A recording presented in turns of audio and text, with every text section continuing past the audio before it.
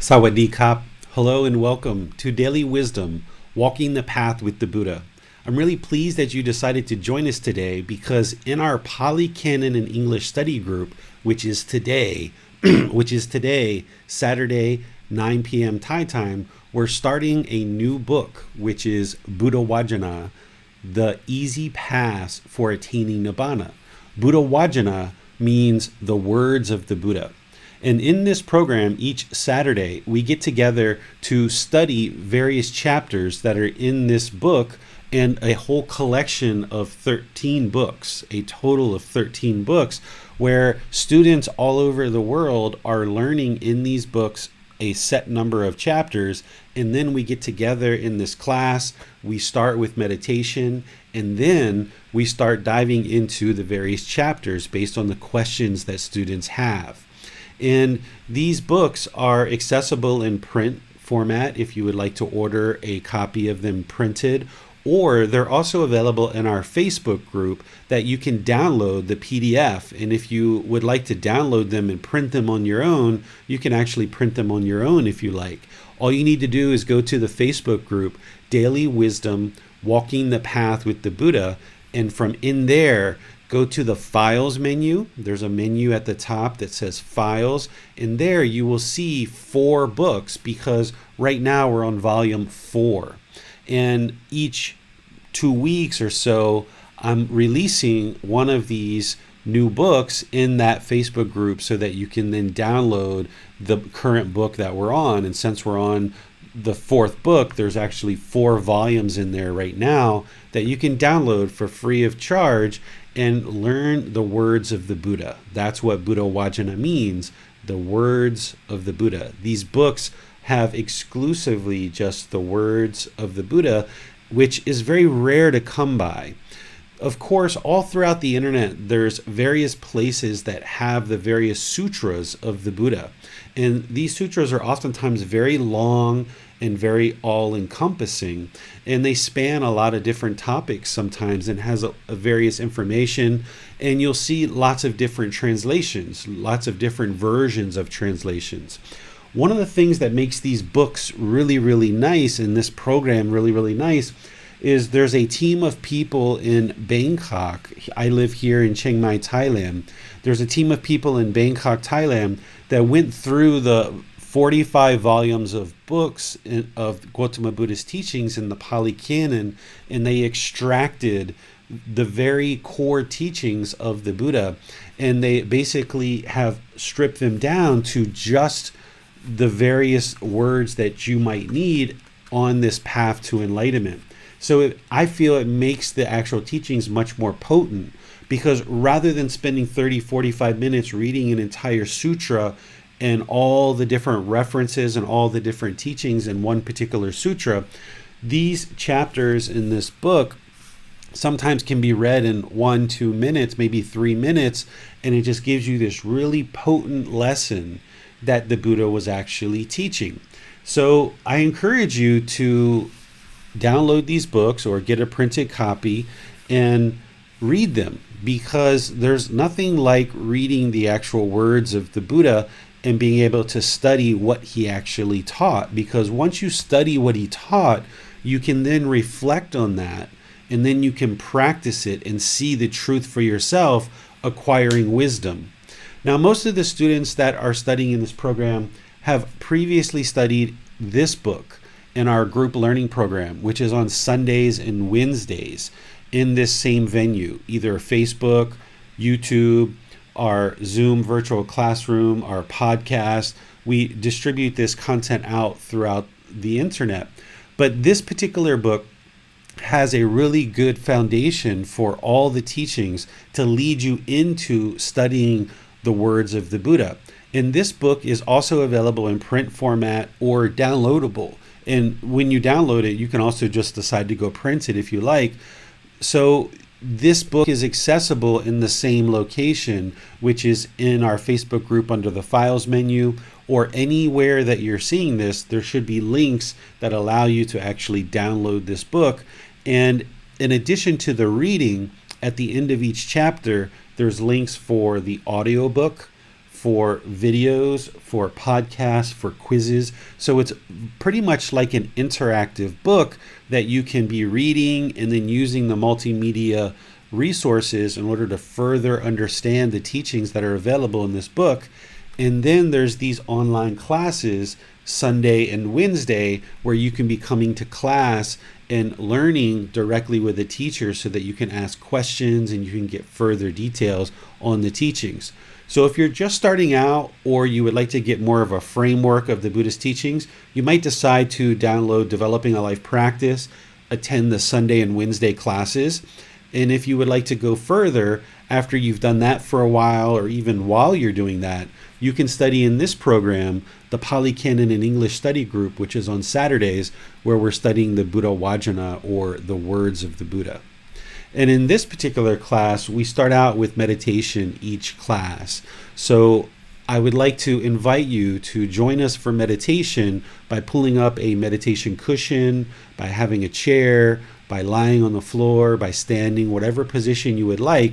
Let's go ahead and do some meditation as a way to prepare the mind for studying the Buddhist teachings so that we can remove any amount of clutter that may exist in the mind and you can more readily absorb the teachings that we discussed today, retain those, and then practice them in your daily life. So go ahead and take a position for meditation. We'll just do kind of a very short, maybe 10-15 minutes meditation just to kind of prepare the mind a bit. You would like your lower body to be comfortable and stable, and then erect the spine, the upper part of your body, and just close the eyes and breathe in through the nose and out through the nose. Just establish a nice, steady, consistent breath. Breathing in and out. Breathing in and out. I'm going to do some chanting to get us started, just to ease the mind into meditation.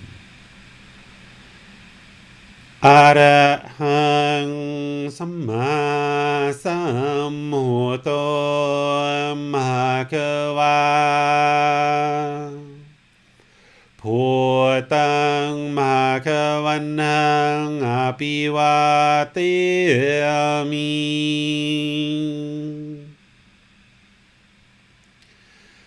Savakato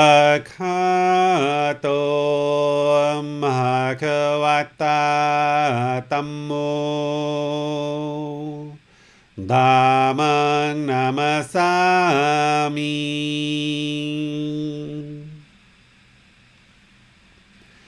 Supatipano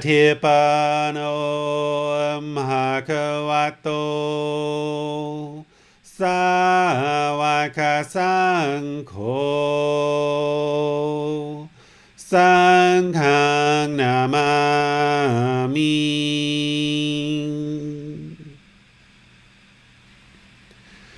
Namo Tassa Bhagavato Arahato Samma Sambuddhassa Namo Tassa Bhagavato Arahato Samma Sambuddhassa Namo Tassa Bhagavato Arahato Samma Sambuddhassa Iti piso bhagava arahang samma sambuddho vicacaranang sammuno sakhato rogavitu Anuttaro Purisa Namasati Satatava มานุสนังพุทโธภควาติ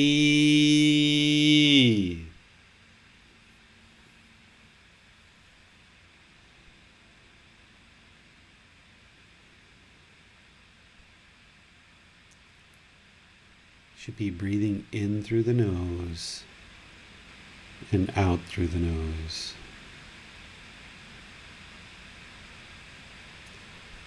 Breathing in and out. I'll just offer you some brief guidance here. Focus the mind on the breath. The breath is the present moment. If the mind wanders, cut that off, let it go. Bring the mind back to the breath, the present moment. Breathing in and out.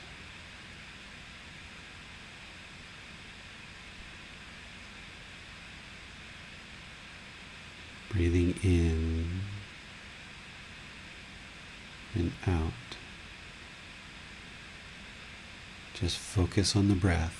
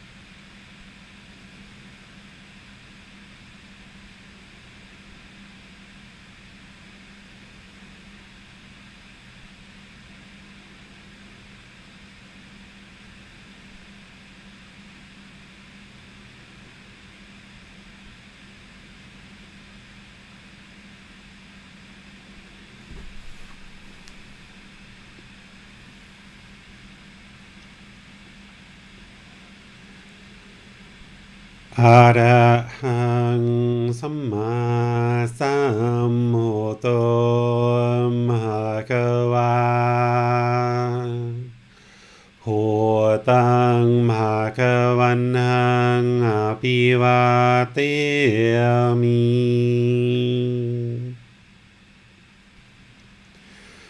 สวากขาโตภะคะวะตาธัมโมธัมมังนามัสสามิ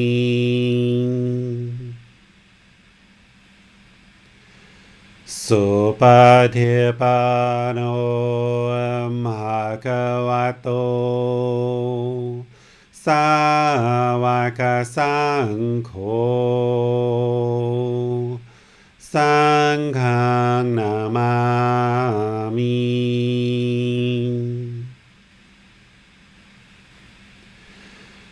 นะโมตัสสะภะคะวะโตอะระหะโตสัมมาสัมพุทธัสสะ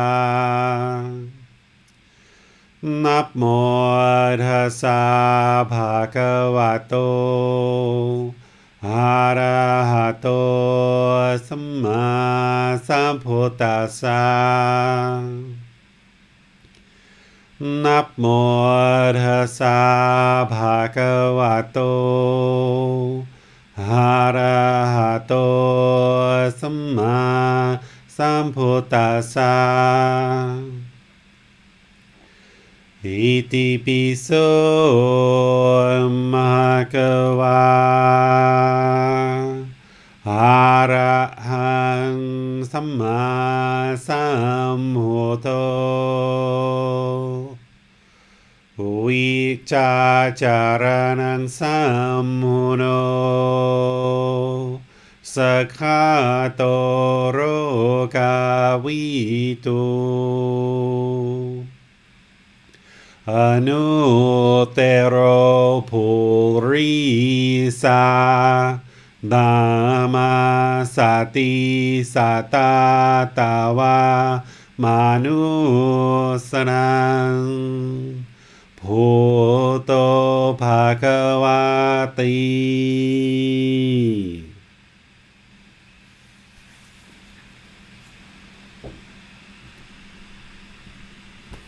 Okay, if you guys would like to go ahead and come out of meditation. Today we're going to be studying this book, Easy Paths for Attaining Nibbana. We have 18 chapters here that we studied or will be studying today. You perhaps may have read these prior to class, or you're going to read these after class. Or if you haven't read these at all, it's okay, because I'm going to be displaying the individual chapters on the screen as we go in our class. So no worries if you haven't read yet. There's going to be various questions that come in, and our moderators, Manal and Bassam, will ensure they get asked during the class. And we tend to try to take a progression from chapter 1 through chapter 18, which are the chapters that we studied this week. But we're not necessarily going to discuss every single chapter. It's up to you, based on your individual studying, what chapters and what aspects of the chapters that we discuss. So as you have questions, put those into Facebook, YouTube, or Zoom in the comment section, and our moderators, Manal and Bassam, will get those asked during the class. Or if you're in our Zoom virtual classroom, you can actually ask your question directly by electronically raising your hand, and then the moderators will unmute you so that you can ask your question or any follow-up questions directly. And what's important here is that you seek understanding. And whatever you ask questions about, I will answer to a certain level of detail. But if there's more questions that you have there, don't hesitate to ask a follow-up question and a follow-up question and a follow-up question. It's important that you really dig into these teachings and that you understand them. And to the extent that I understand these various Dhamma teachings, these various teachings from the Buddha, I will share with you my understanding of the teachings and then how you can actually practice that in daily life so that you can get the actual benefit from the Buddhist teachings. Because this path to enlightenment, this peaceful, calm, serene, and content mind with joy, there's a certain amount of intellectual learning that needs to happen, and that's what we do in these classes. And then you need to reflect on that, right? You need to reflect on it and try to understand the teachings and bring them more and more into the mind. But then you need to move them into practice so that you can then change and improve the condition of the mind, bringing it to this peaceful, calm, serene, and content mind with joy. And as you do that more and more through practice, you will get this experiential learning, which helps you to independently see that the teachings are truth. And this leads to wisdom. The wisdom that the mind acquires through independently confirming these teachings is what changes the condition of the mind and changes the way that the mind functions in the world. So if all you ever did was intellectually learn the teachings, you would never actually attain enlightenment. This is sometimes what historians or scholars and these type of folks will actually do, is they'll learn intellectually. But as a practitioner, and scholars and historians can be practitioners too, what you would like to do is move that intellectual learning into reflection, where you're reflecting, further understanding the teachings, and then moving it into practice, which will change and improve the condition of the mind, because you will see the truth for yourself, acquiring this wisdom, and now the mind will function through this wisdom in a more enlightened way. So with that, I would like to just turn this over to Manal and Basam and all of you students, wherever you are, either in Facebook, YouTube, or Zoom, to ask any questions that you like about these first 18 chapters of the book, Easy Paths for Attaining Nibbana.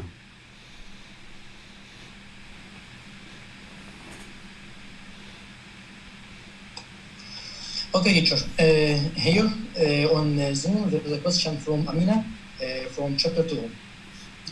The extract says, there are megajola forms recognizable by the eye that are desirable, lovely, agreeable, pleasing, sensually, emphasizing, tantalizing. If a bhikkhu doesn't seek excitement in them, doesn't welcome them, and doesn't remain holding to them, excitement is eliminated. The question is, so a person can sense pleasure for a brief time, and as long as they let it go, they can continue the path to Nibbana. Yes, what the Buddha is talking about here, this word excitement is part of the pleasant feelings. It's part of discontentedness, right? So there's painful feelings, pleasant feelings, feelings that are neither painful nor pleasant.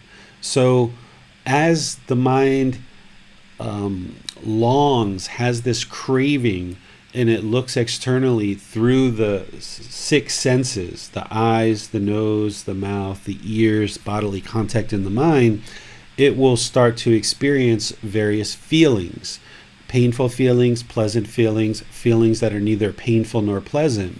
And here in chapter 2, using the word excitement, this is part of those pleasant feelings.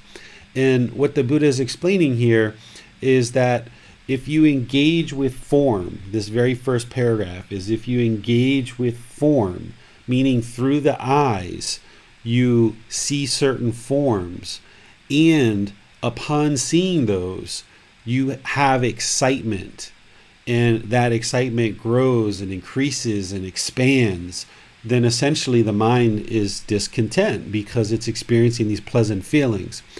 What a astute or wise practitioner is going to do is, when they first notice that excitement starting to arise, they're going to cut it off. They're going to cut off that excitement. And there's another chapter here where the Buddha talks about obliterating that, right? Cutting it off at the root. Because by eliminating that excitement, then what happens is you start to work on eliminating the craving as well.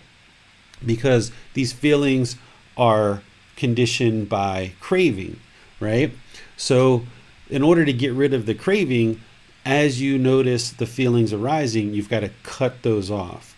An enlightened person isn't going to feel excitement, right? Because excitement is kind of like a passionate reaction to some stimulus. Here, the first paragraph, we're talking about forms, things that are seen through the eyes. But that same excitement can come through things that you smell, things that you taste, things that you hear, bodily contact, as well as the mind, these 6 senses that the Buddha talks about. So an enlightened being isn't going to feel excitement. They're not going to take pleasure in this contact through the 6 sense bases. It doesn't mean that there's devoid of joy, for example, in the enlightened mind. It's just that the enlightened mind isn't going to base the joy on the condition of experiencing agreeable forms with the eyes, for example, or agreeable smells or taste or things that you hear, bodily contact, or the mind.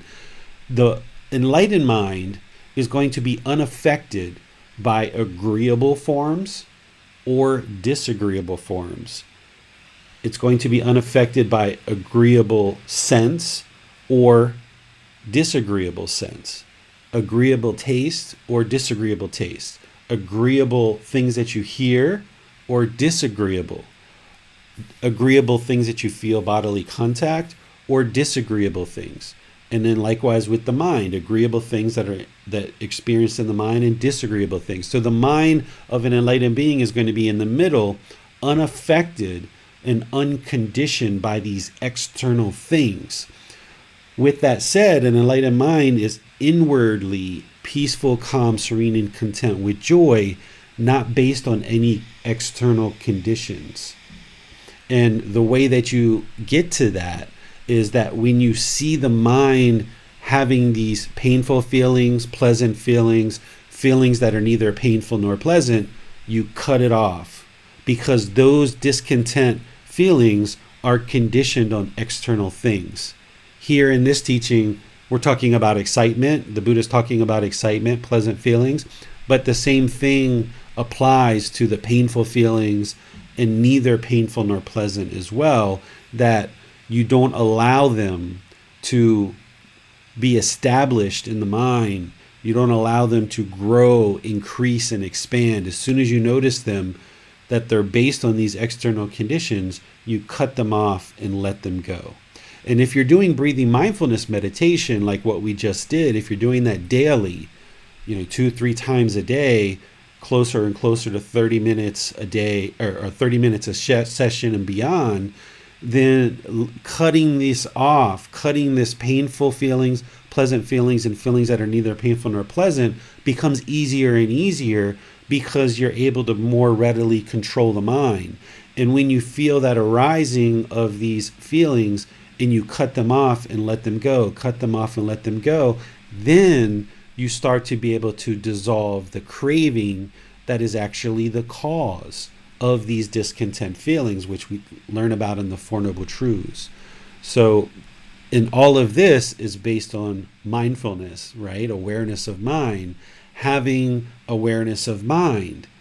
And this leads into the 4 foundations of mindfulness, because the 4 foundations of mindfulness are the body, feelings, the mind, and mental objects. So if you can be aware of this excitement, or if you can be aware of the sadness or anger, or you can be aware of the boredom or loneliness, right? These painful feelings, pleasant feelings, neither painful nor pleasant. If you can experience and be aware of them in the physical body as the sensation starts to arise, and you can cut it off there, then it never makes it into the feelings. It never pollutes the mind. It never changes the condition of the mind, and it never becomes a mental object. So this is where awareness of the mind and having an awareness of the bodily sensations as these various feelings start to be produced, if you can cut it off there, you're getting down to the root. And eventually, when you do this enough, these feelings won't even arise based on external conditions. the mind will just automatically always be peaceful, calm, serene, and content with joy, because you've done the hard work over many months and years to train the mind to be unconditioned. Well, so Amina continues asking, so the joy should come internally, not from the six senses in an enlightened mind. Yes, that's 100% correct, Amina. That the joy shouldn't be based on any external conditions, right? What happens is, in the unenlightened mind is we get a new computer, we're happy. We get a new job, we're happy. We get a new boyfriend, girlfriend, we're happy. We get a new pair of shoes or a new car or whatever, we're happy, right? Or we want the new car and we don't get it, and now we're sad. Or we want the new boyfriend or girlfriend and we don't get it, we're sad. We want the new job or the new salary, we don't get it, we're sad, right? Or the mind doesn't even know what it wants. It might become bored or lonely, right? So the mind is longing externally, and it's either going to experience these pleasant feelings, these painful feelings, or these neither painful nor pleasant feelings, because it's longing. It's got this craving externally. And what you're doing here by cutting off these feelings as they start to arise is you're training the mind. Nope, don't be attached to that. Nope, that's not you. Nope, that's not the way. That's not going to lead to permanent contentedness. All of these external things are all impermanent. Therefore, why do you want to attach to them? Why do you want to long for them? Why do you want to hold on to them? Why do you want to produce these feelings in the mind just because of these external things? Let that go. Let that go. And when you do that and you train the mind over and over to do that, then it's like pulling back this veil. It's like pulling back this curtain where now the mind is just bright and brilliant, and it no longer has this longing for all these external things. It can just be peaceful, calm, serene, and content with joy no matter what's going on. Just satisfied with what is. If I need a new computer, I will purchase a new computer and I will use it as a tool. But I don't purchase it because I'm looking for this temporary happiness. Or I might go to the movies and watch a movie, and I might enjoy watching it, but when it's over and we move on. I'm not longing for that movie. And if we go to the movies and all the seats are already taken and I can't get in, that's fine, because I'm already inwardly peaceful, calm, serene, and content with joy. Or if I go to a restaurant and I was interested in purchasing a certain dish and I find out that it's not available, okay, no big deal. I'll just get a different dish. And the mind can still be inwardly peaceful, calm, serene, and content with joy. Whereas if the mind has craving for this dish or craving for the movie, when you show up to those venues and the dish isn't there and the mind was obsessing about it and really wanting it, it wasn't just interested in eating that dish, it really wanted that dish. Well, now that want, that expectation, that craving, that longing with this strong eagerness, because it's not there and you can't get it, now the mind is going to experience sadness or anger. So if you're going to a restaurant and you know that you're going to potentially eat a certain dish and you're interested in eating that dish, what this is sharing here is talking about not having excitement, right? Because if you have all this excitement, like, oh wow, I'm going to get this dish and we're going to go to this restaurant, and oh, I just can't wait to get there, right? I just can't wait. Well, if it's there, you're going to experience happiness, and that's going to be temporary and it's going to be fleeting, and that happiness is solely based on that dish being there. But that dish being there is impermanent. It can't be there permanently. So if the mind is attached and only finds happiness when this dish is there, then that's like inviting in the painful feelings, because at some point you're not going to be able to get that dish, and then you're sad, you're angry, you're frustrated. So to uncondition the mind, you've got to catch these arisings of pleasant feelings or the mind longing for these pleasant feelings and cut it off so that you won't experience the painful feelings. And as you're going throughout your day, wherever you're experiencing painful feelings, pleasant feelings, or neither painful nor pleasant, you've got to train the mind to cut it off. And as you do that, you can identify, what was it that my mind was longing for? Because there's always some craving, desire, attachment there that either produced the pleasant feelings or produced the painful feelings or produced the neither painful nor pleasant. And when you can identify, it was longing for that dish at the restaurant. All right, I got to stop doing that and just go to the restaurant with an interest to eat this dish and be open to any other dish that might be there in case I need to potentially eat something else. Or I have an interest to go see this movie and I would like to go see it, but if that movie's full, then I can take another one.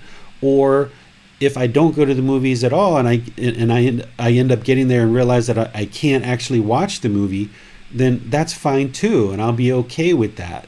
So this is eliminating that craving, desire, attachment, the expectations, the wants, this clinging where the mind wants to hold on to things.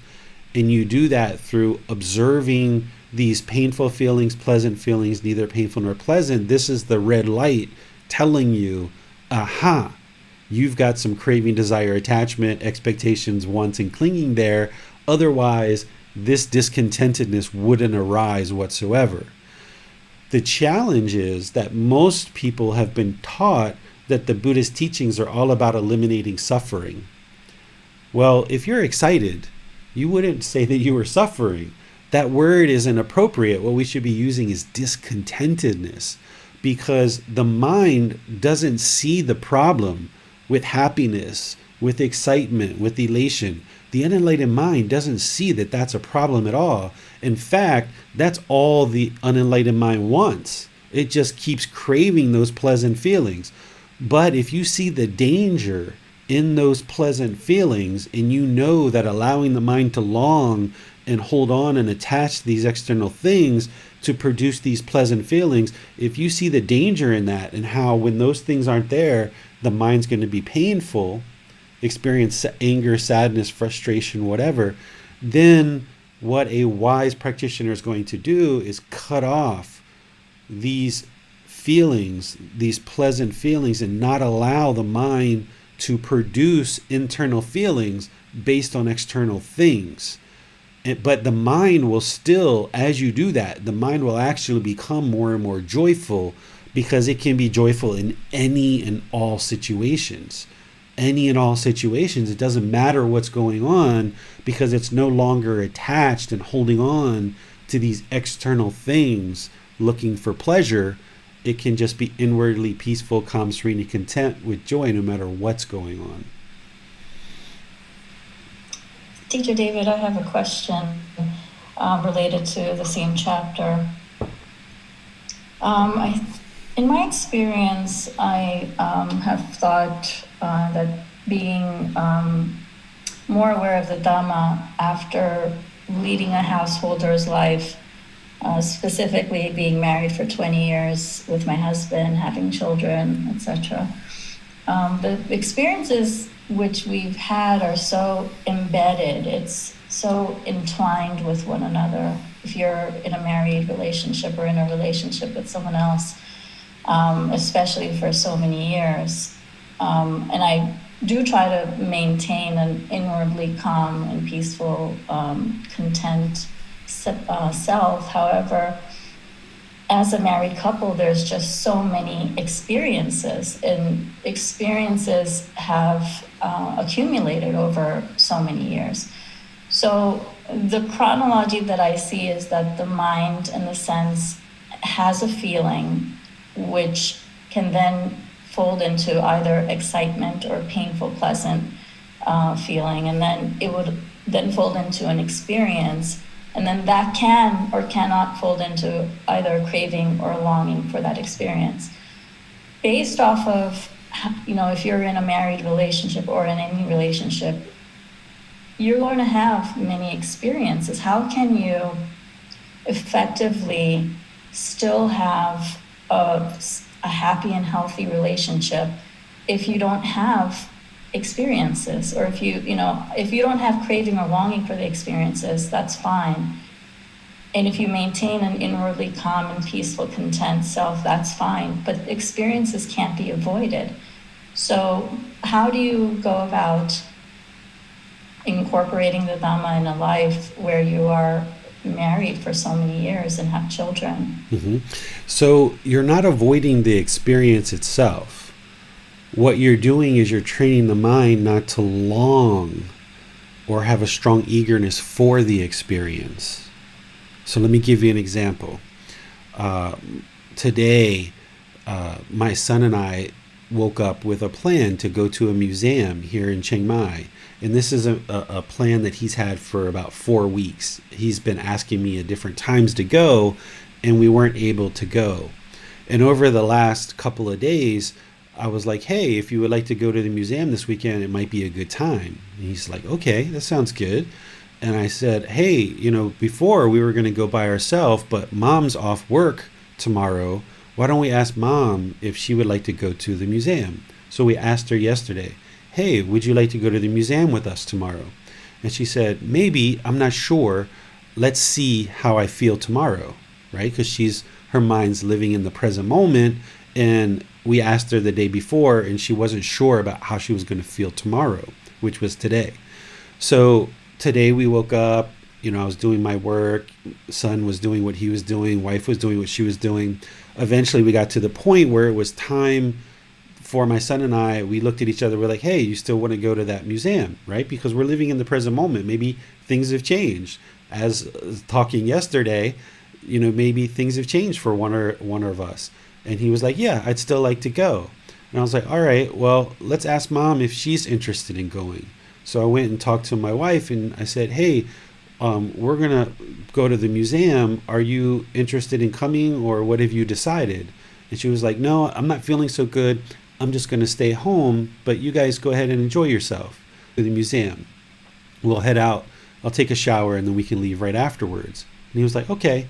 So neither one of us had this longing and strong eagerness for mom to come, because we go out. Sometimes mom comes, sometimes mom doesn't, because mom is impermanent. Mom's presence is impermanent. She can't permanently come out with us. Sometimes we go play mini golf. Sometimes she comes, sometimes she doesn't. Sometimes we go to the movies. Sometimes she comes, sometimes she doesn't, right? So mom's involvement is impermanent.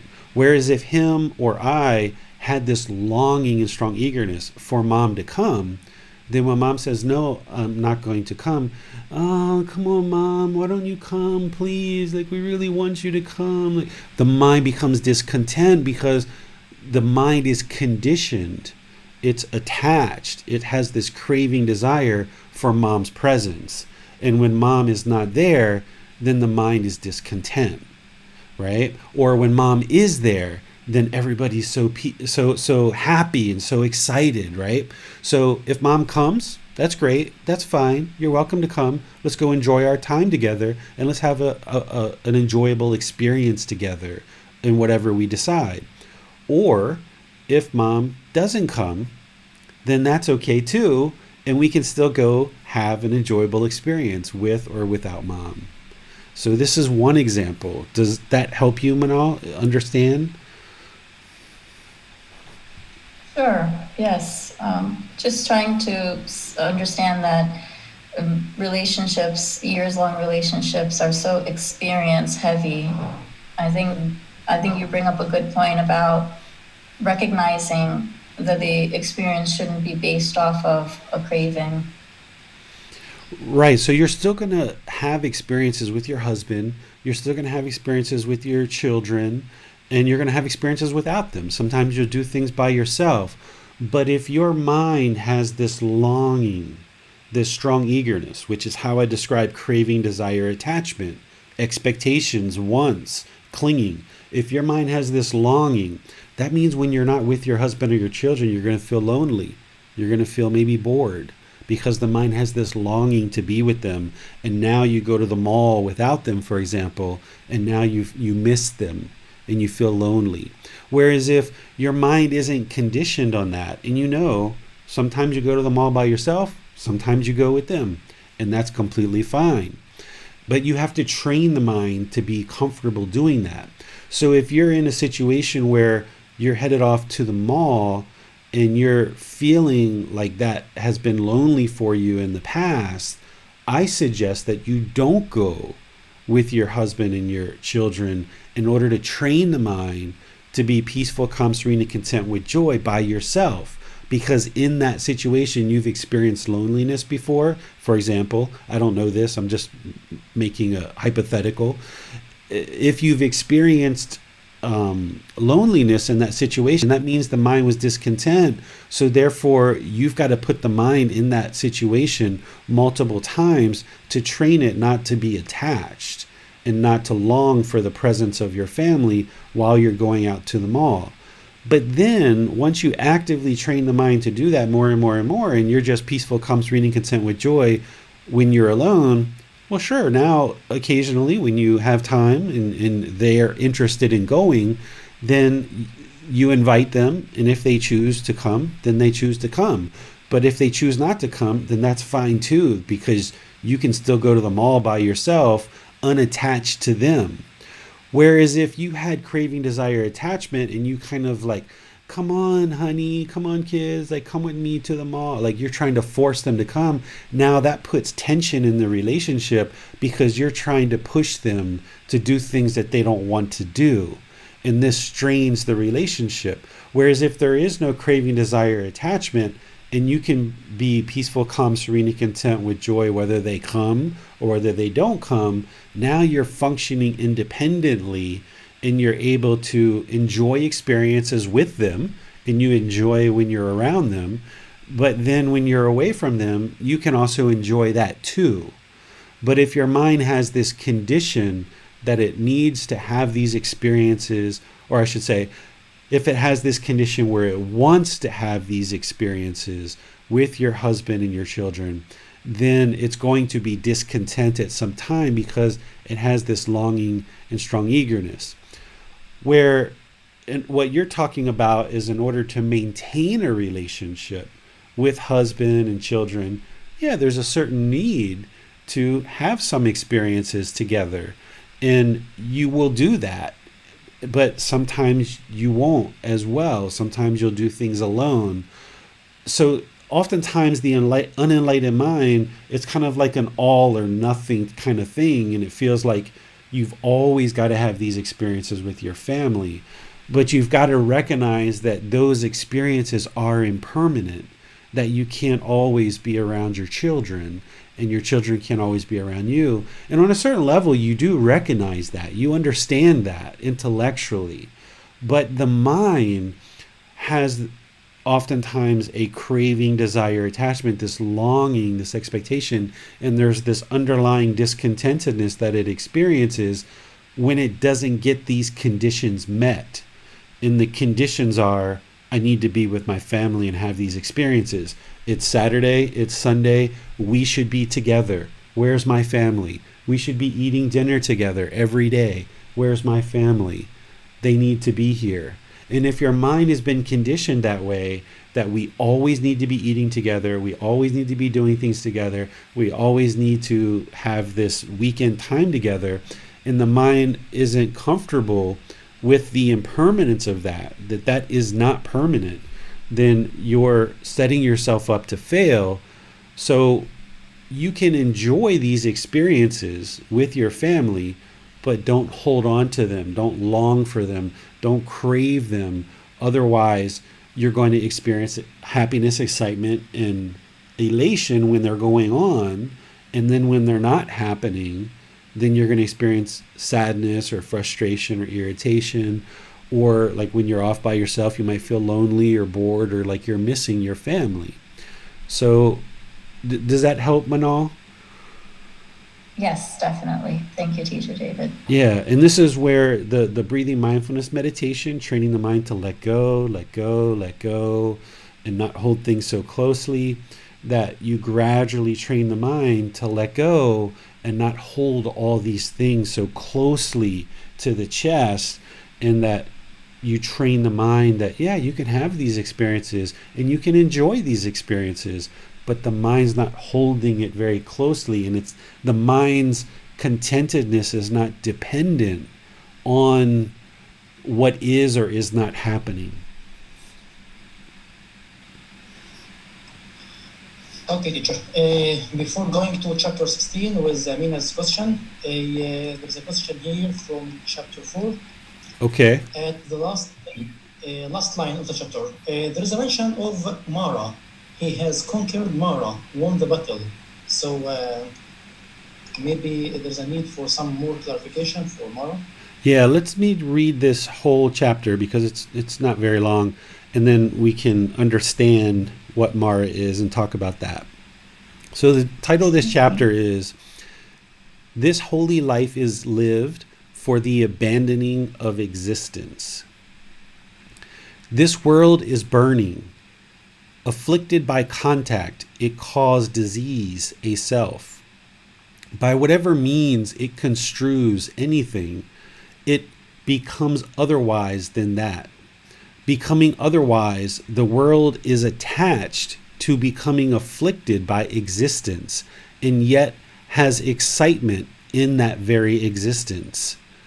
Where there's existence, there is fear. When one fears, what one fears is stressful. The holy life is lived for the abandoning of existence. Whatever contemplatives or Brahmins say that liberation from existence is by means of existence, all of them are not released from existence, I say. And whatever contemplatives or Brahmins say that escape from existence is by means of non-existence, all of them have not escaped from existence, I say. For this stress comes into play in dependence on every acquisition. With the ending of every craving desire, there's no stress coming into play. Look at this world.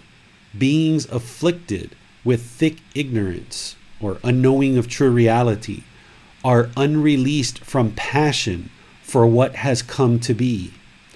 All levels of existence, anywhere, in any way, are impermanent, stressful, subject to change.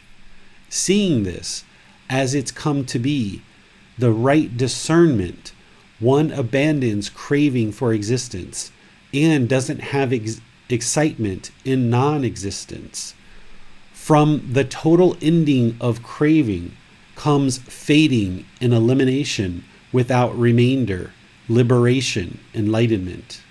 For the monk who is liberated through lack of craving, desire, there is no further existence. He has conquered Mara, won the battle, having gone beyond existences such. Okay. Now, we can go back and actually talk about all these various things if you want, but essentially what the Buddha is talking about here is he's talking about this whole world, how it's afflicted by this contact through the six senses, and he's calling this a disease of the self, like trying to please the self through this contact, through the six senses to create these pleasant feelings in the mind.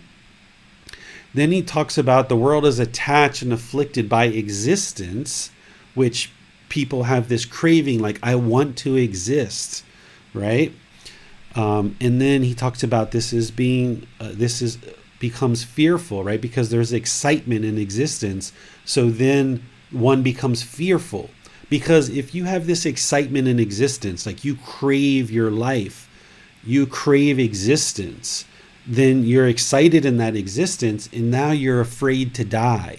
That's where the fear of death comes from, is people crave existence. And that's what the fear of death is that people really want to live. And if you have fear, then what you fear becomes stressful. It becomes stressful to think about death for some people. And what he's saying here is this holy life is lived for abandoning existence, letting go, and knowing that, okay, this existence is not permanent. And if I try to hold on to this existence and I crave it, and then I'm going to fear death. And what this whole practice is about, one aspect of it at least, is abandoning existence and understanding that there is no benefit to this existence, that we need to extinguish this whole cycle of rebirth through eliminating discontentedness in the mind. Then he goes on and he says, whatever contemplatives or Brahmin, because remember, during his lifetime, he was just one of many teachers who were teaching some spiritual path.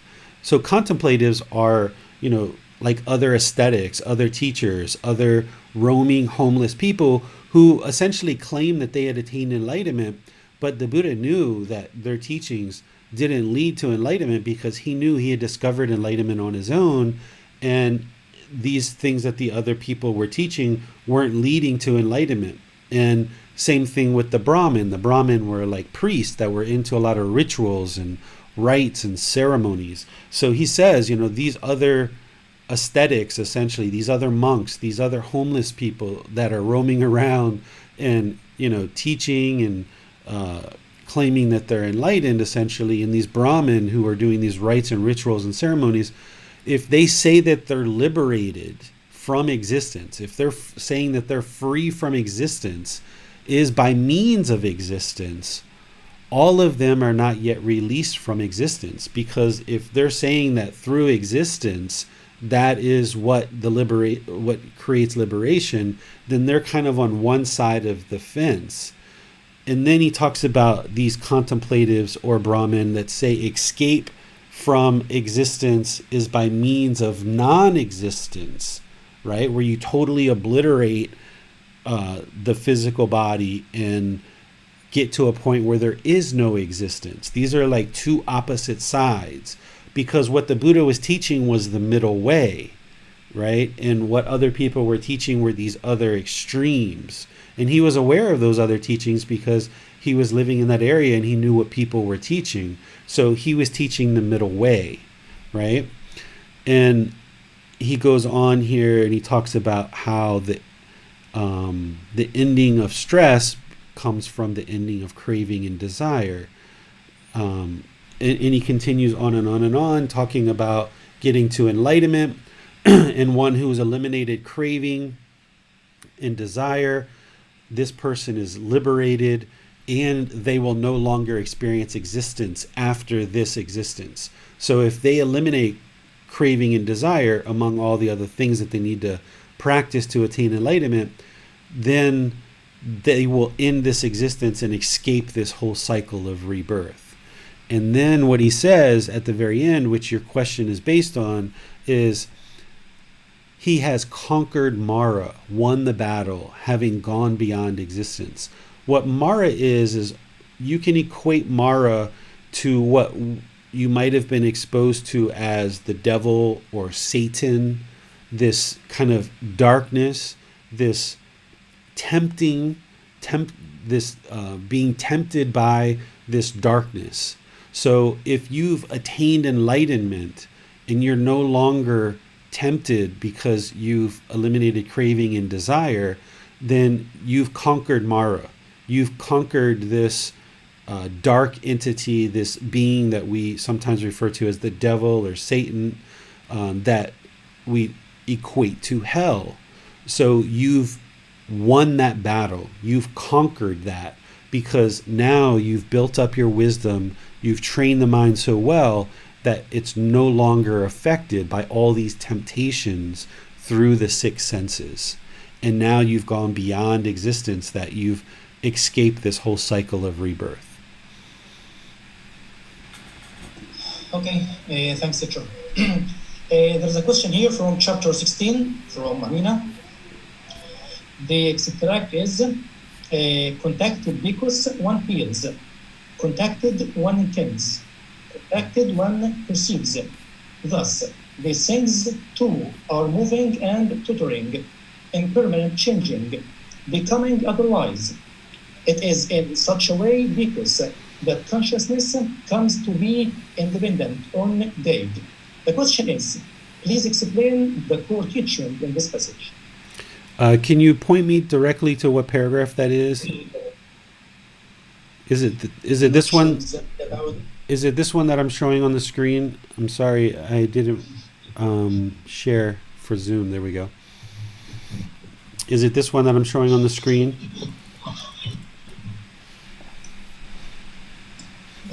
just one, please.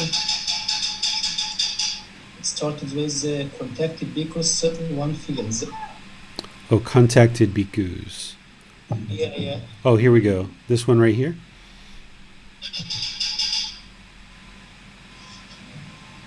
No, teacher, no.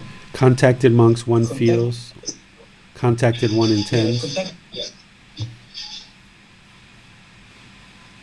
Yeah. Contacted because one feels, contacted one intends, contacted one perceives. Okay. Thus, these things too are moving and fluctuating, impermanent, changing, becoming otherwise. Okay, so this is talking about the dependent origination, right? Whenever you see contact, he's talking about how contact leads to feelings. Because if you understand dependent origination, then you understand that contact leads to feelings. It's through contact through the 6 sense bases that leads to feelings. So contacted monks, one feels. So through contact, one experiences feelings. So that means the mind is conditioned on contact. I have contact with this new laptop at the Apple Store, and because of that contact, either through a marketing message or seeing it in the store or seeing my friend have one, now because of that contact through the eyes, now the mind experiences these feelings, right? This pleasant feeling, this painful feeling, or neither painful nor pleasant, and now there's craving where the mind now wants that, right? So this word intends, I think I might go back and change that. That wasn't my word, but I see where it maybe is a little bit confusing. And then contacted, contacted one intends, what it is contacted one craves. Okay, contacted one desires. That's the word that I would choose to put there. And then contacted one perceives, develops these perceptions, right? And then what he's saying is, thus these things too are moving, fluctuating, impermanent, changing, becoming otherwise. Trying to help you see that all these things that the mind is conditioned on, that it experiences these feelings, it has these cravings, and it starts to create these perceptions. These things are all impermanent. So why allow the mind to hold on to these things? Why allow this contact that just you see a friend have a computer, oh, now I want one too. Or I see an advertisement, oh, I want one too. Or I see it in the store, oh, I want that now, right? So he's helping you see this causal effect of how contact leads to feelings and so forth and so on. Dependent origination lays it out very clearly, but here he's essentially kind of alluding to dependent origination. Okay, teacher. Last question from Amina. It's from chapter 17. Mm-hmm. From the second paragraph. Second paragraph. Last 3 lines. One's bodily and mental troubles are abandoned. One's bodily and mental torments are abandoned. One's bodily and mental fevers are abandoned. And one's experience bodily and mental pleasures. The question is, does this mean that the physical pain is no longer felt? When somebody who attains enlightenment progresses closer and closer to enlightenment, you can still experience physical pain, and that physical pain is there for a reason. It tells the mind that something's wrong with the physical body and you need to remedy the situation. But the mind won't be affected in the same way as it did in the unenlightened state. So if you experience pain in the physical body in the unenlightened state, You might get angry, you might get frustrated, you might get irritated, you might you become discontent, right? The mind becomes discontent because of the physical pain. That condition of physical pain produces these discontentedness because the mind is craving permanence. The mind craves that the body should always be healthy. The mind craves this agreeable bodily contact. The mind craves that it should always feel pleasant feelings through the body. And when it doesn't feel that, then the mind becomes angered, frustrated, irritated, annoyed, or what have you. That's the unenlightened mind. The enlightened mind recognizes the pain and it experiences the pain, but it experiences it to a very small degree, and it knows that the pain is impermanent, and therefore the enlightened mind isn't going to experience discontentedness associated with the pain. The enlightened mind is going to notice the pain and is going to take action in order to resolve it, whether that's medication or taking your hand out of the fire or seeking medical care or whatever it is that you need to do. Or maybe you just experience physical pain that you're hungry and all you need to do is eat. And that's, just what you need to do. But if you think about times, I think you've probably had this experience, Amina, in the past, where as soon as you feel those kind of feelings of hunger pain, grumpy, angry, right? Frustrated. This is the animalistic behavior that human beings take on from our previous animal existences. And we feel that little bit of pain and the mind doesn't like it. And now, right? I'm angry, I'm grumpy, I'm going to be mean to everybody. Well, an enlightened mind and someone moving towards enlightenment is going to recognize that physical pain. It's going to feel it. It's going to know, okay, well, I need to get some food and let me start working on that. And let me move in that direction to resolve this physical pain. So an enlightened mind is still going to experience pain, but it's going to experience it differently than the unenlightened mind.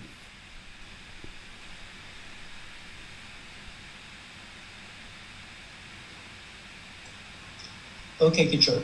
As for Zoom, there is no more questions for now. Okay. There are no more questions on Facebook or YouTube either. Okay. Let me see if we can pick a particular chapter and perhaps we can study it.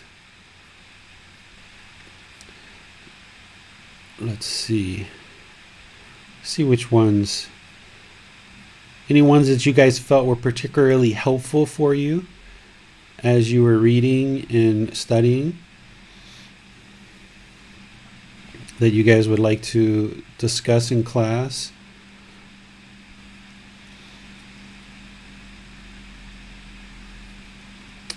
Let's see here. Oh, here's one. Let's talk about this one. Similes are always good. All right, chapter 8. Right? This is very self-explanatory, but I think it's good to sometimes talk about those as well.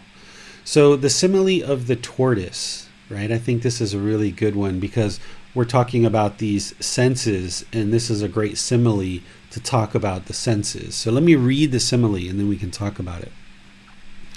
The simile of the tortoise. Monks, in the past a tortoise was searching for food along the bank of a river one evening. On that same evening, a jackal was also searching for food along the bank of the same river. When the tortoise saw the jackal in the distance searching for food, it drew its limbs and neck inside its shell and passed the time keeping still and silent. The jackal had also seen the tortoise in the distance searching for food, so he approached and waited close by, thinking, when the tortoise extends one or another of its limbs or its neck, I will grab it right on the spot, pull it out and eat it.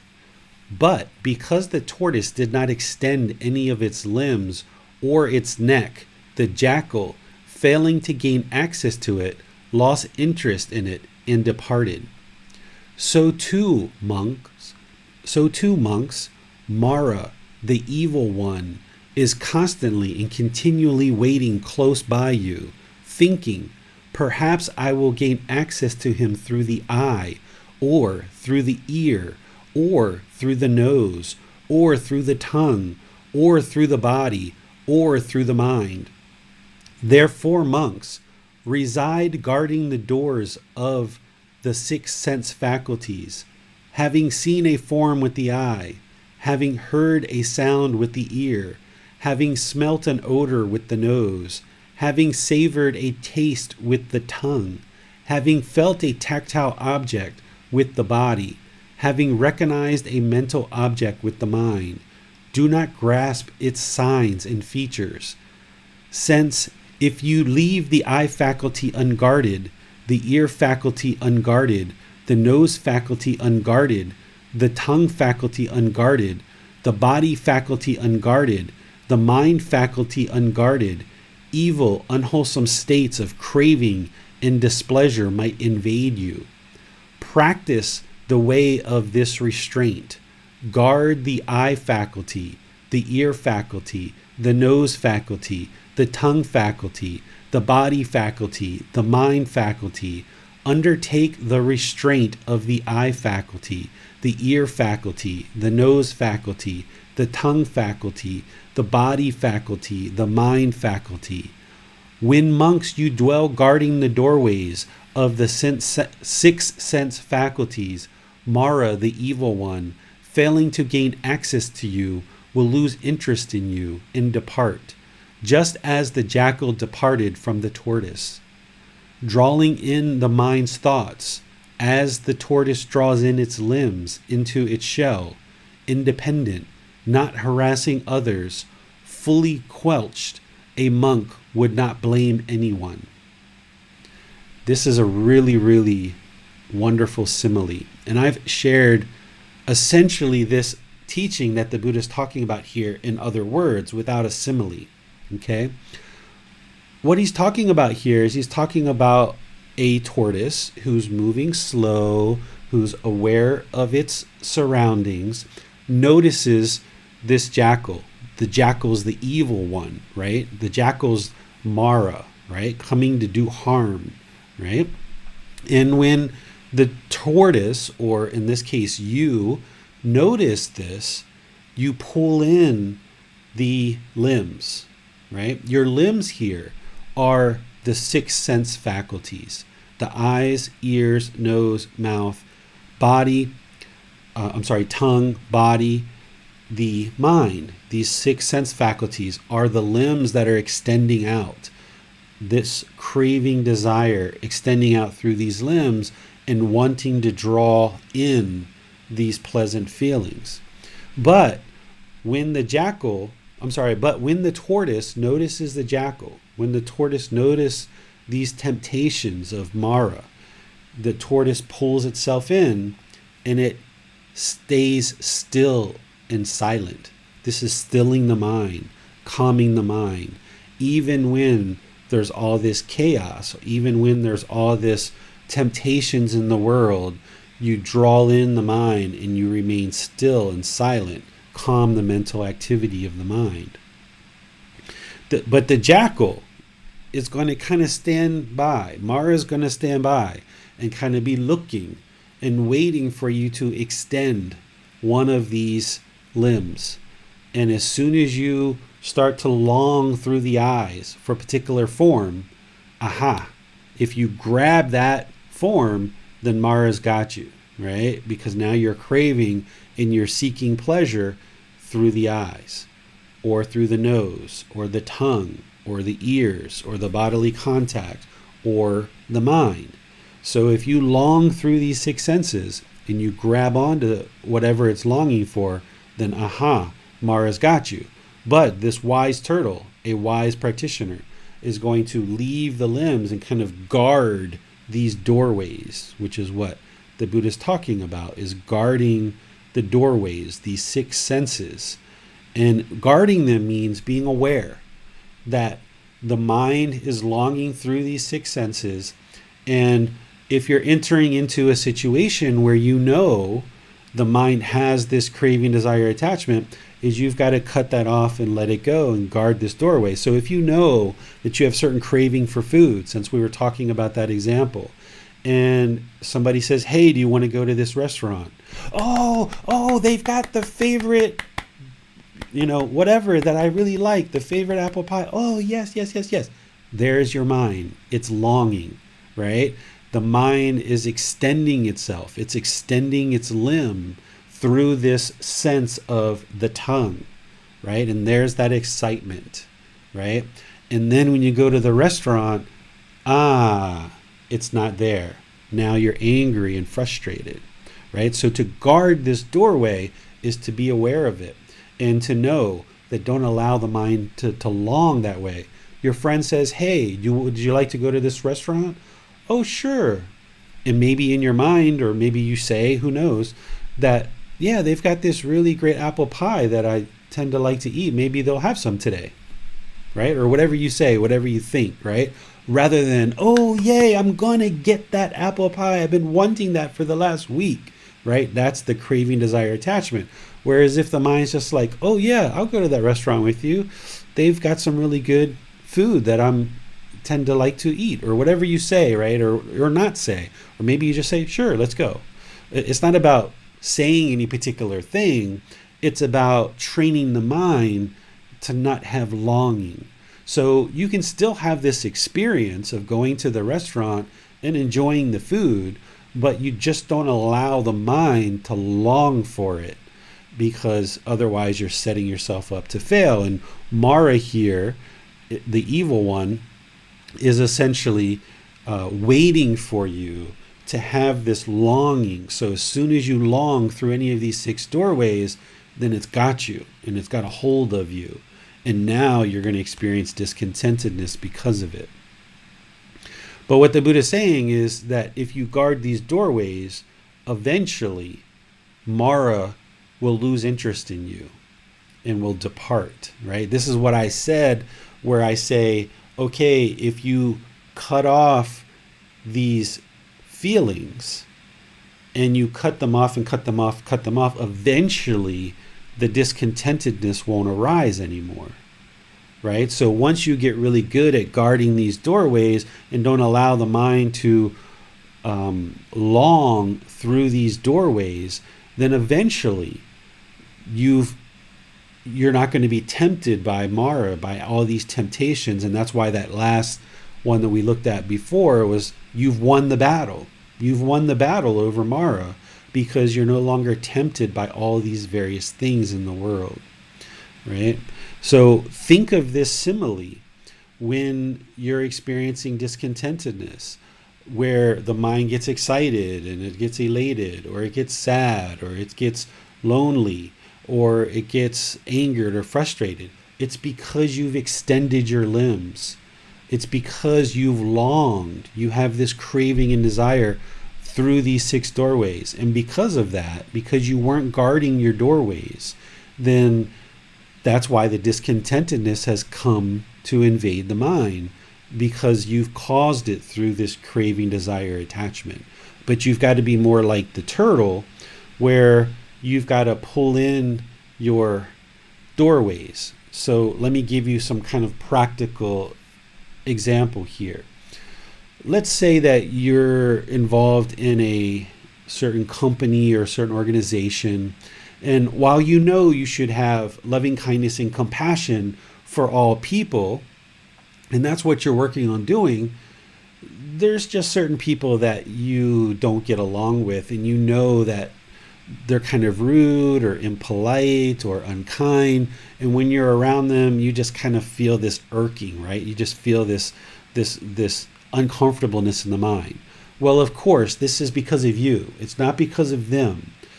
Your mind craves for everybody to be a certain way, and you want things to be a certain way. You're not just satisfied with what is.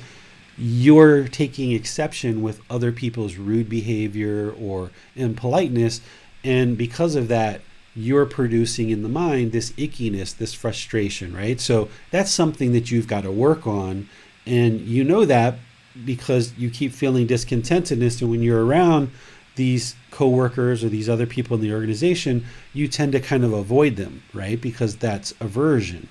Well, that's what the unenlightened mind's doing, but you're trying to move it towards being more loving, kind, and compassionate in all situations. So if you know you're going to this event and you know that these people are going to be there, if you're going to be the tortoise, then you need to guard your doorways. You need to ensure that you're not like, what are they doing now? Where are they? Right? Looking for them and trying to take exception to what they're doing, or listening to what they're saying and saying, oh, I disagree with them. Listen to what they're saying. They're being so impolite, right? If your mind is longing for that, and you're looking through the eyes and you're looking and you're longing through the ears to inquire what's going on with these coworkers or these other people in this organization that you're in, then you're just kind of looking for a problem, so to speak. You know, you're not being the tortoise, which is wisely pulling in these six senses and just allowing the mind to be still and calm and silent. You're still longing externally for things to be a certain way, rather than just recognize that their behavior, their conduct is affecting them. By them being rude, by them being impolite, by them talking aggressively and harshly, it's affecting them. That's their gamma. There's no need for you to try to want things or try to control things or try to force things to be a certain way, because they can't be that way all the time. You've got to get to a point where you're okay with whatever happens, and you just work on your own practice, and you practice the teachings, and you don't allow what's happening externally to affect the condition of the mind and arise discontent feelings. You guys have any questions on this simile or anything that I just shared? It's just a comment from Nick. I thought chapter 11 was great. That's all. Okay, let's go look at chapter 11.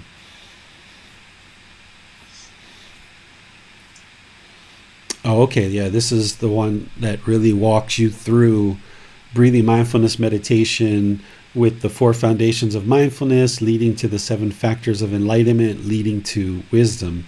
This is quite a long one, so I won't be able to read it. But if you're wondering how to develop the mind, then this is, how to do that. He walks you through step by step. Is this the one that talks about the 5 spiritual faculties? There's one of these. Let me find out which one that is. Spiritual. So I would like to bring something to your attention that I added recently.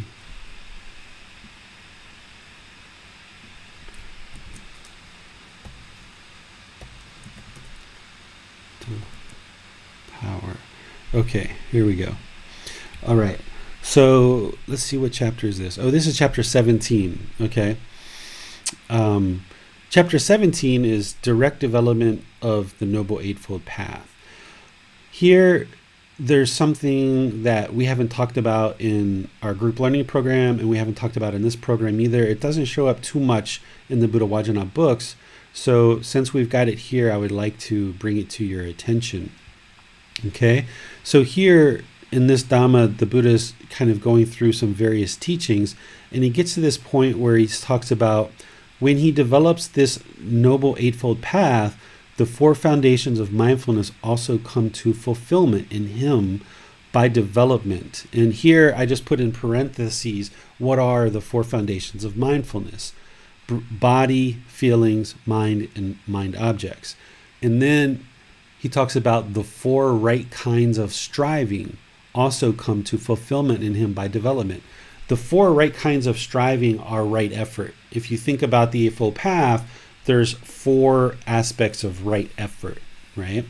There's, we've talked about that in the Eightfold Path in the group learning program. So those 4 right kinds of striving are relating to eliminating unwholesome qualities and arising wholesome qualities. And they're detailed in the Developing a Life Practice book under Right Effort in chapter 5. Then he starts talking about the 4 bases for spiritual power also come to fulfillment in him by development. And these are also known as the 4 bases of mental power, right? If you would like to think of them as mental power. And I put this in parentheses so that you would know this. And I just did this, I think either today or yesterday. So your version may not have this. You might need to download the newer version. This is like will or like intention, like having the interest to do something. There's the energy, the vigor, the mental vigor. There's the mind and investigation. We could actually have one entire class just on this. It goes into a lot of detail in other teachings, but this is something that is applicable for your life, that without these things, you wouldn't be able to be successful not only on this path to enlightenment, but in your personal and professional life as well.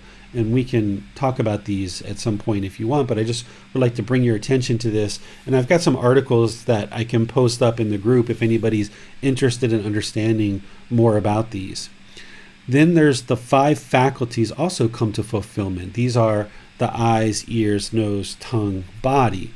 Then there's the 5 powers also come to fulfillment. This is confidence, energy, mindfulness, concentration, and wisdom. So I put that in parentheses so that you guys would see what those are. And then there's the 7 factors of enlightenment, also come to fulfillment in him by development. This is mindfulness, investigation, energy, joy, tranquility, concentration, equanimity. So this is kind of like a regrouping or a retelling of the Noble Eightfold Path. And if you go through and you understand these in a lot of detail, perhaps much later in your practice, depending on where you are, these are also referred to as the 37 factors of enlightenment. There's the 7 factors of enlightenment, which I talk about in this book, Developing a Life Practice, the path that leads to Nibbana. And that's kind of like the basic, right? The 7 factors of enlightenment. But true enlightenment as an arahant, that person will have developed all 37 factors, which includes the Eightfold Path, the 4 foundations of mindfulness, the 4 right strivings, the 4 spiritual powers, the 5 faculties, the 5 powers, the 7 factors of enlightenment. And if you add all that up, that's 37 factors of enlightenment that need to be fully developed and come to fulfillment in order for the mind to fully reside in the enlightened mental state.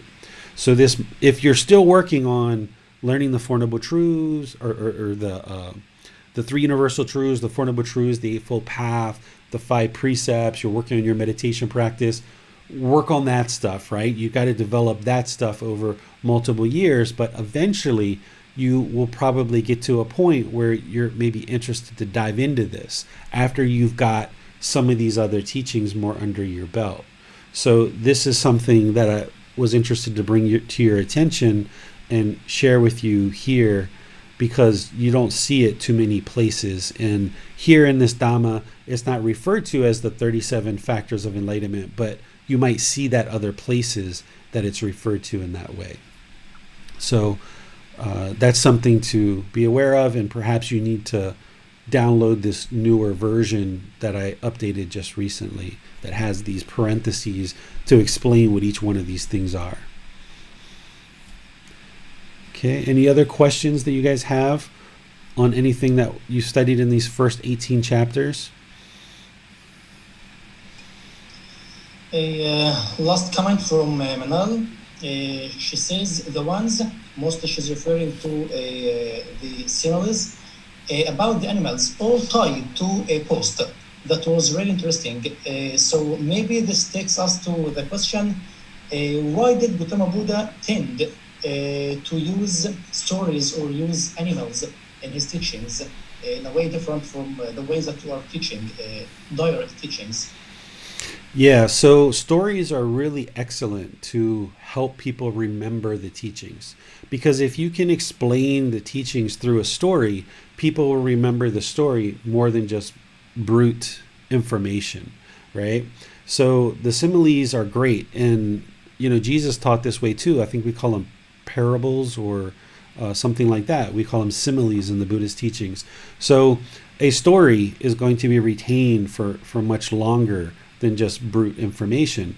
And then he oftentimes used animals because showing the animalistic behavior, but moving towards a human being, we need to be functioning more like human beings. So animals are going to function very much as unenlightened beings because animals are unenlightened. So animalistic behavior, which people can understand, and because as human beings we've been reborn countless times in the animal realm, we retain some of those behaviors and some of those aspects of the mind from our animal existences.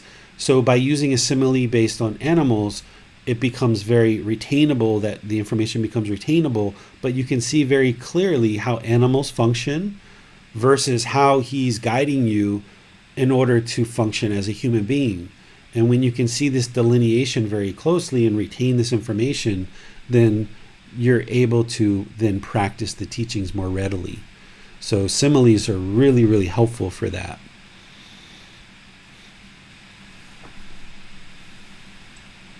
Okay, thanks, teacher. No more comments or questions.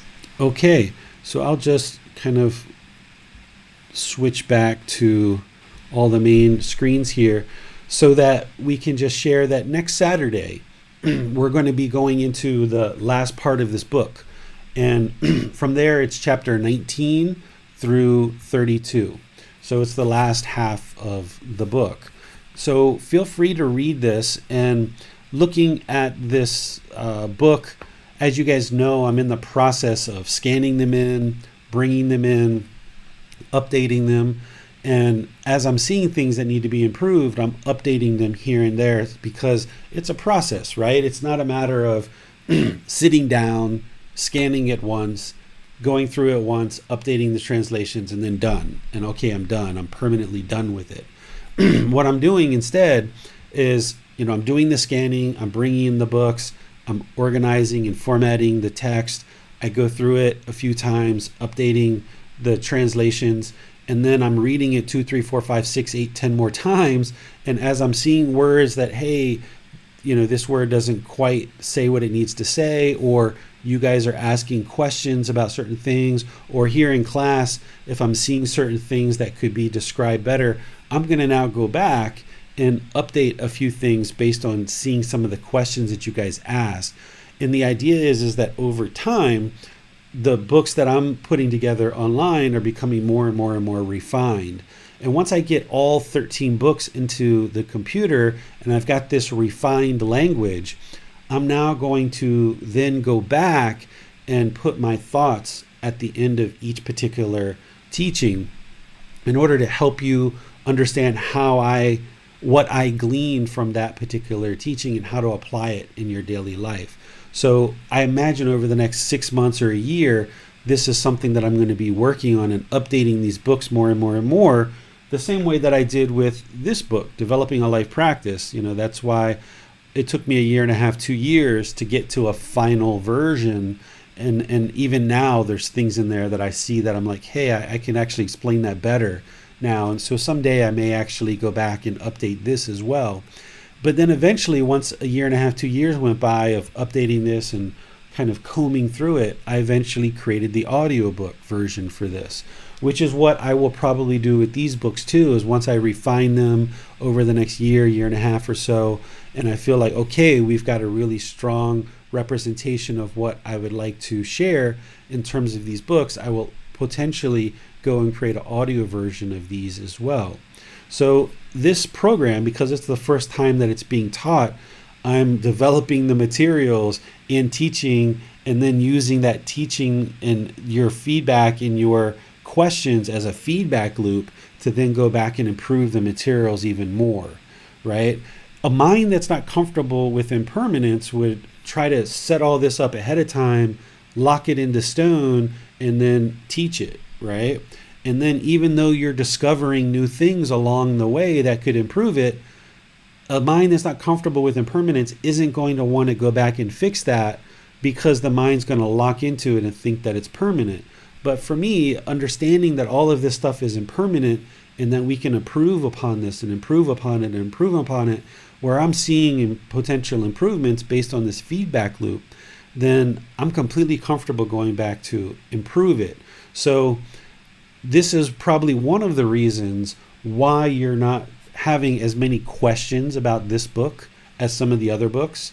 Well, some of the other books do have some more challenging content, but what I'm doing is, through now having gone through 6 or 8 weeks of this program and having looked at this content many, many times, I've got a really good handle of the words that are working for you guys and that are working to help explain this. So what I'm putting together in terms of the translations for these books have become better and better, I feel. So the more that we progress in this program, these books will just continue to get better and better, and you'll see better and better translations coming about. And over the next 1 year, 2 years, there's going to be continuous iterations of these books that get shared in order to improve what it is that we're sharing with regard to the Buddhist teachings. So next Saturday, we'll go through the next chapters, which is chapter 19 through 32. If you're joining tomorrow for the group learning program, we're going to be studying the last 3 steps of the Eightfold Path, which is right effort, right mindfulness, and right concentration. This is the mental discipline of the Eightfold Path, and we'll be studying that tomorrow starting at 9 o'clock Thai time, and we're going to spend whatever amount of time we need to dive into that. And then Wednesday, we're going to be doing breathing mindfulness meditation, ensuring that we get a really nice group meditation going on Wednesday and helping everybody to further and deepen their practice of breathing mindfulness meditation.